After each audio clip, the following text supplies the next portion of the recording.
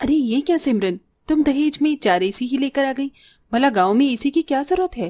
दीदी, आप शुरू से ही गांव में रह रही हैं, पर मैं आपकी तरह गवार नहीं, शुरू से शहर में रहती आई हूँ और मुझे 4 एसी में सोने की आदत है।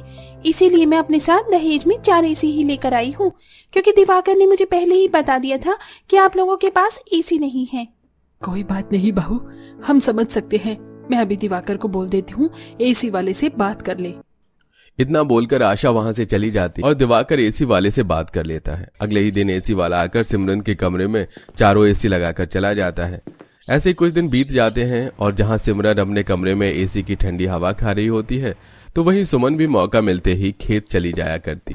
ऐसे ही एक दिन, माँ जी सिमरन, देखिए ना, आज का मौसम कितना अच्छा हो रहा है। मैं पापा जी को सब्जी के खेतों में खाना देने के लिए जा रही थी। मैं तो कहती हूँ कि आज आप दोनों भी मेरे साथ चलिए, घंटे 2 घंटे वहीं बिता कर आएंगे। मुझे कोई शौक नहीं है इस गर्मी में बाहर जाने का। आप जाओ, मैं अपने कमरे में ही सो लूंगी। कोई बात नहीं बड़ी बहू, मैं चलती हूँ तेरे साथ। गंवारपन की भी हद होती है। इन लोगों को एसी से ज्यादा बाहर की हवा पसंद है, वो भी इतनी गर्मी में। जहां मन ही मन सिमरन मुंह बना रही होती है, तो वहीं सुमन अपनी सास के साथ अपने ससुर के लिए खाना लेकर खेत में जाती है, जहां विनोद सब्जियों के खेत में पानी दे रहा होता है। सुनिए जी, कुछ हरी सब्जी तोड़ लेना और अब जाकर पहले खाना खा लीजिए। हाँ हाँ भाग्यवान, बस अभी आता हूँ।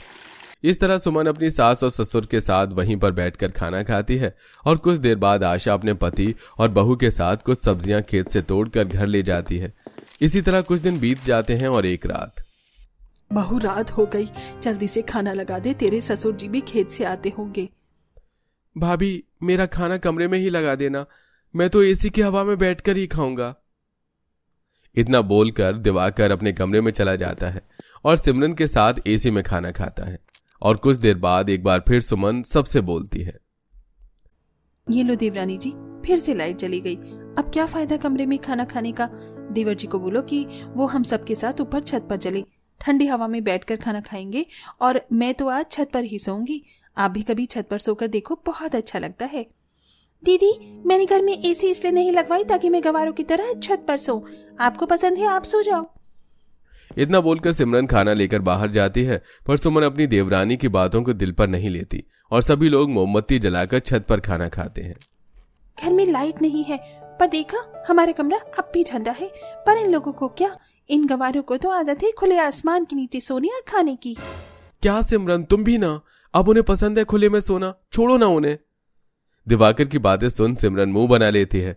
अब इसी तरह कुछ दिन बीत जाते हैं और एक शाम फिर से लाइट चली जाती है।